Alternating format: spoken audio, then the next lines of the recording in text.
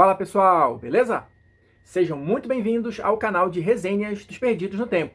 E hoje é dia da gente seguir adiante aqui na nossa exploração dos mares nunca antes navegados de Tordesilhas, Sabres e Caravelas, RPG nacional da Universo Simulado que a gente está explorando aqui capítulo a capítulo, sempre tentando identificar e trazer para vocês os pontos mais importantes, mais relevantes do cenário, da lore, do sistema, enfim, para vocês terem uma ideia geral de qual é a pegada do jogo, beleza? Quem está chegando agora, não tem problema, não entre em pânico, não fique à deriva. Temos aqui a playlist exclusiva com tudo que a gente já fez a respeito do Tordesilhas, para você assistir com calma e depois seguir viagem junto com a gente. Quem está ligado no movimento, quem já está inscrito aqui no canal e está acompanhando a nossa série, sabe que hoje a gente vai começar um capítulo novo do livro. Já estamos no capítulo 9, Atlas do Desconhecido. E olha só, esse é um dos maiores capítulos do livro, ele vai tratar justamente da geografia dos continentes, né, das principais nações, de algumas organizações que atuam aqui no cenário de Tordesilhas. Então, tendo em vista ser um dos maiores capítulos, eu vou fracionar aqui o conteúdo em alguns vídeos. Acredito que 3 vídeos sejam suficientes para a gente dar uma passada geral por esse capítulo, mostrando os pontos principais. Então, para a gente começar logo hoje, vamos falar aqui do continente de uma maneira geral, né, do mundo, melhor dizendo, de uma maneira geral, e das principais eras, né, dos principais eventos históricos que ajudaram a formar o cenário. Então vamos lá, pessoal, para a gente começar aqui a nossa jornada pelo capítulo do Atlas do Extraordinário, o primeiro ponto que o livro vai destacar aqui é o que ele chama de Atos e as Idades do Mundo. Lembrando aqui que Atos é o nome do planeta, né, onde o cenário de Tordesilhas é ambientado. E aqui, só para dar uma ideia geral para vocês, o que acontece? Vão ser apresentadas aqui 4 eras principais que aconteceram no passado do cenário, ou seja, para todo mundo ter uma ideia geral do que rolou antes do momento em que o cenário é apresentado, né, antes do tempo considerado como presente, né, aqui no cenário de Tordesilhas. Então essas 4 eras vão ser descritas aqui no livro com alguns detalhes, um pequeno parágrafo, só para dar uma ideia geral mesmo, caso você queira explorar isso em alguma aventura, você tem um ponto de partida aqui para construir em cima e ver quais são os mistérios, quais são os segredos históricos, quais são as informações perdidas, né, que os seus personagens, que o seu grupo de jogadores vai encontrar. Então aqui mesmo é só para todo mundo ter uma noção do que aconteceu antes, vamos chamar assim, né? Então vamos lá. A primeira das eras que o livro vai destacar aqui é a chamada Dracomaquia, que aconteceu num período indeterminado do passado, né? Aquele passado remoto, distante, que não tem mais ninguém vivo para lembrar, que não tem um registro histórico preciso do que aconteceu, né? Aquele período que mistura ali, né, lenda, história, ficção, sei lá, crendice, o que você quiser colocar aqui no meio. Porque como você não tem como comprovar o que aconteceu, fica aquele passado meio nebuloso. Mas vamos lá, vou ler o trechinho aqui do livro sobre a Dracomaquia.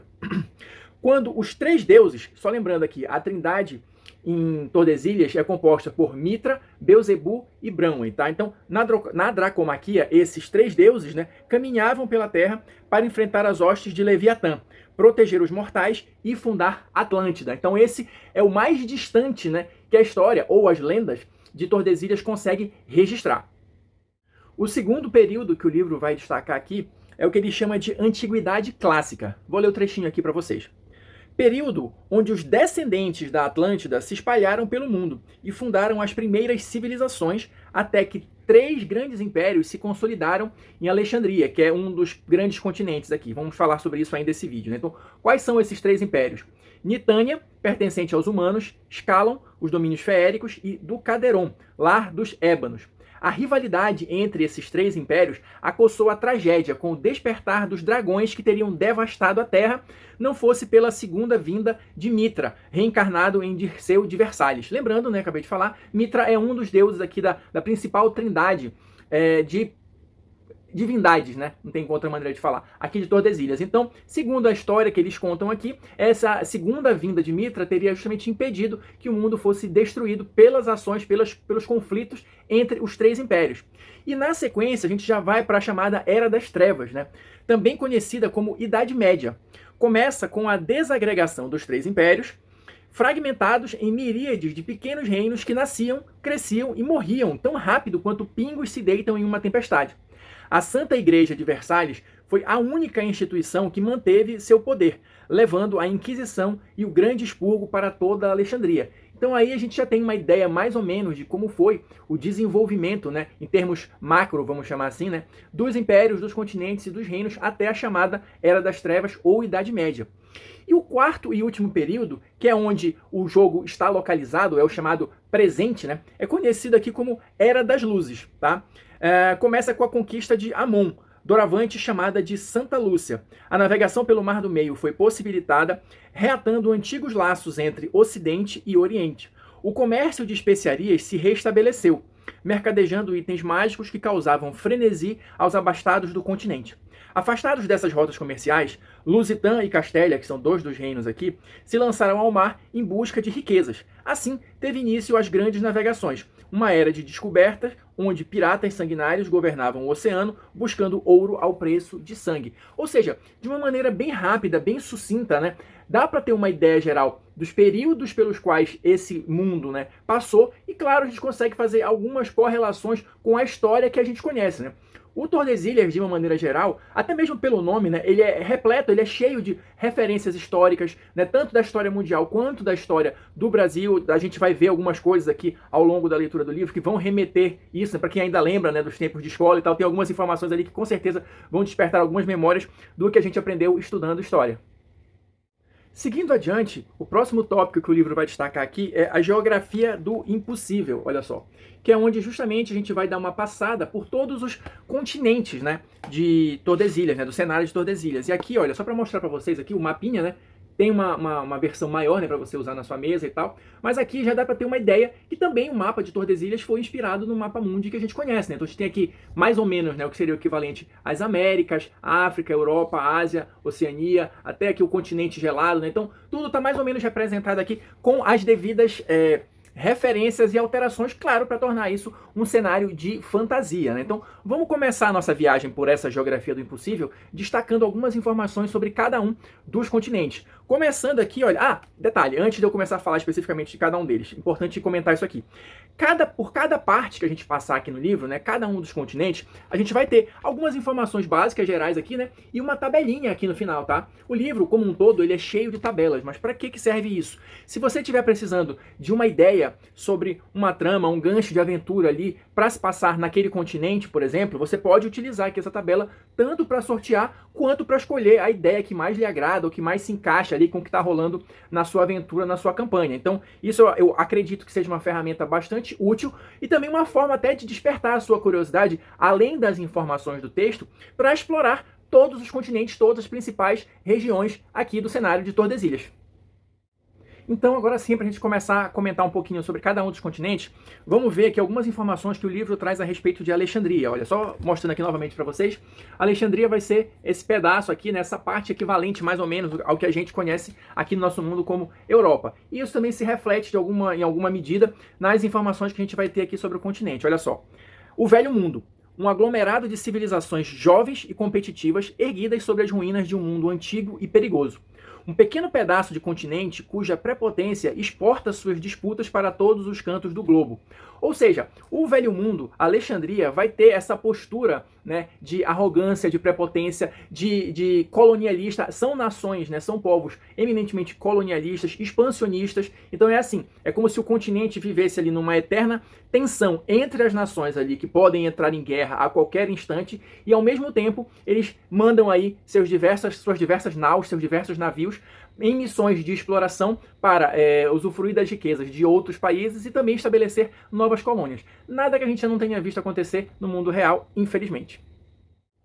Na sequência, o próximo continente que o livro vai abordar aqui é Shambara. Olha só, deixa eu mostrar aqui para vocês. Shambara, que fica aqui meio que pregado, né? Basicamente com Alexandria, mas vai ter as suas próprias informações porque é como se fosse um continente à parte. Vou ler o trechinho aqui do livro para vocês.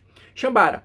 Um continente feito de tradição e inovação, formadora do mais importante polo místico-tecnológico do mundo, responsável pela criação da maioria das especiarias vendidas em Alexandria.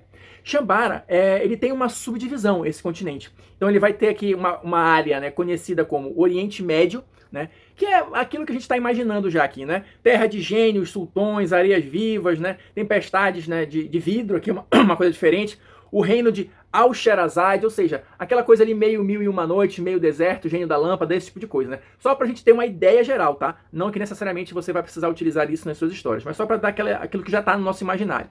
E também a outra grande área é o que eles chamam aqui de Extremo Oriente, tá? Que é a parte mais distante ali de Shambhala, onde tem outros impérios, outros povos, né? Samurais, dragões, yokais, aquela parte mais oriental mesmo, né? Como a gente também tem no nosso imaginário aqui. Então, o Shambhala, por ser muito grande, vai ter essa subdivisão de Oriente Médio e Extremo Oriente.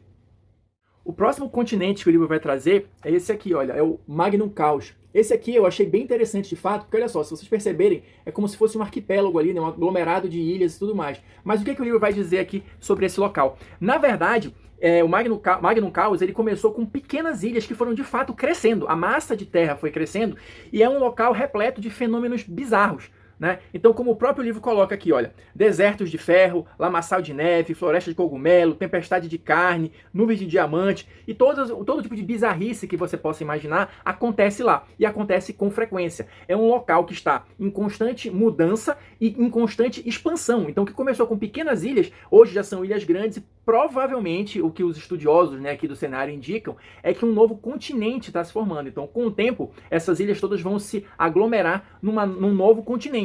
Mas por que isso acontece? Essa área toda ela é afetada muito mais do que o resto do cenário por algo que o livro chama aqui de quintessência, olha só. Então eu vou ler aqui as informações sobre isso, olha lá.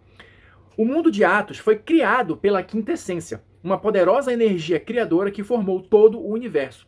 Em alguns lugares deste planeta, no entanto, essa energia não se consolidou, continua volátil, alterando a realidade ao sabor do acaso. Por isso, o mar e alguns lugares de Atos manifestam fenômenos extraordinários que desenham o impossível sob o olhar atônito daqueles que navegam o impossível. Então, já sabemos que para explorar ou navegar próximo a Magnum Caos é preciso muita coragem. Na sequência, vamos ter aqui, olha, o Novo Mundo, né? E vamos ver o que o livro vai nos dizer sobre esse continente, olha só. Descoberto no ano de Nosso Senhor Mitra de 1492 e dividido entre Castélia e Lusitã pelo Tratado de Tordesilhas, o Novo Mundo causou enorme rebuliço em Alexandria, afetou a vida das civilizações nativas e atraiu inúmeros aventureiros, cuja cobiça desbrava os assombros dessa região em busca de aventura, riqueza, glória e morte. Ou seja, talvez essa descoberta aqui do chamado Novo Mundo seja a mais importante do cenário no momento onde estamos, porque é o local que ainda precisa ser efetivamente mapeado, explorado, conhecido, né? Não é, como o próprio nome diz, um continente já antigo, é o mundo novo, é o mundo que, em tese, ninguém conhecia, ou pelo menos ninguém de Alexandria e dos outros continentes. Avançando aqui, a gente vai ter, olha, não sei se vai dar para perceber aqui no cantinho, Niflheim, que é o tal do continente gelado, né? Também foi descoberto recentemente, mas ao contrário do Novo Mundo, não causou tanto rebuliço assim. Por quê? Porque basicamente o que tem lá é gelo e condições extremamente adversas, tá? Claro, existem mistérios, existem lendas a respeito desse continente, mas de uma maneira geral, ele não está sendo, pelo menos até o presente momento, muito procurado pelos exploradores. Talvez só aqueles mais destemidos ou com mais senso de aventura resolvam explorar os mistérios de Niflheim. E para a gente fechar aqui os continentes todos, tá faltando a gente falar aqui um pouquinho de Salgarian. Olha só, esse bem aqui, Salgarian, é o último continente que o livro vai trazer aqui pra gente. Então vamos ver quais são as informações que a gente tem a respeito dele. Olha lá. Salgarian, a terra dos homens e mulheres pretos, ou cor da noite, como se diz nesta terra, onde civilizações extremamente avançadas dividem espaço com lugares inóspitos.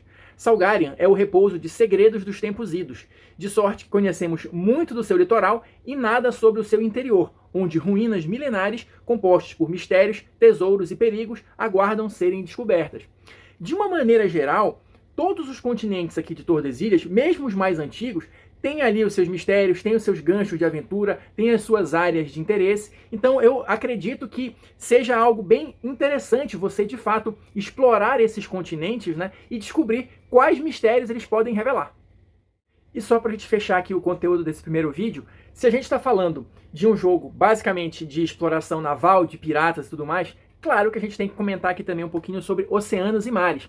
Mas aqui nessa parte, olha, o livro vai trazer só basicamente algumas informações bem gerais. E aqui, olha, mais uma tabelinha com os principais mares e oceanos para você, de repente, sortear aonde o seu grupo vai começar ou para onde eles têm que ir, esse tipo de coisa. Em relação aos mares e oceanos, a gente tem somente algumas informações bem gerais, mas claro, você pode ainda povoar, né, os seus mares e oceanos com ameaças, com intempéries, efeitos climáticos adversos, tudo isso que a gente viu, inclusive, em outros capítulos. Então, só para dar uma passada geral aqui, quais são os principais mares e oceanos aqui de Tordesilhas? Olha só, a gente vai ter o Mar do Meio, né, que são as águas mais conhecidas ali, mais exploradas, o Mar de Drake, o Oceano Ártico, o Oceano Dracônico, com as suas águas cor de vinho, onde supostamente o Leviatã, aquele lá da Dracomaquia, teria sido morto, né, pelas divindades, então as águas ficaram vermelhas. O Oceano Sereno e o Oceano Tenebroso. Então, esses são os locais, os mares e oceanos onde a sua tripulação pode se aventurar. Então é isso, pessoal. Vou ficando por aqui. Espero que vocês estejam curtindo aqui, conhecer um pouquinho mais do Tordesilhas. Quem assistiu o vídeo até agora, muito obrigado. Deixa aí seu like, seu comentário pra gente continuar trocando ideias e informações. Quem quiser seguir viagem junto com a gente, já se inscreve aí no canal, ativa o sininho e a gente se encontra na próxima resenha.